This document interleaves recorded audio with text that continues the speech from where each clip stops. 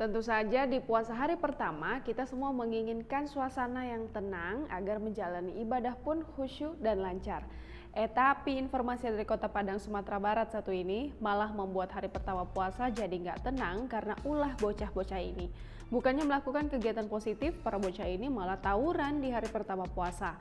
Mereka saling kejar dan saling melempar batu. Ya ampun. Video yang memperlihatkan aksi tak terpuji sekelompok bocah yang tawuran viral dan menjadi bahan perbincangan. Rekaman tersebar luas dan diunggah oleh sejumlah akun di media sosial seperti Instagram @newsumbar. Pada video tersebut terlihat remaja laki-laki saling terlibat aksi lempar batu.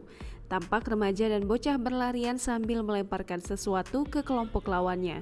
Selain itu, remaja tersebut berjumlah sekitar 20 orang lebih yang berlarian di badan jalan. Belakangan diketahui lokasi tawuran berada di Pantai Padang, depan Monumen Iora, di hari pertama Ramadan Selasa 13 April 2021. Tepatnya terjadi di Jalan Samudra, Purus, Kecamatan Padang Barat, Kota Padang, Sumatera Barat. Disebutkan peristiwa tersebut terjadi sekitar pukul 06.30 waktu Indonesia Barat saat kondisi jalan masih sepi.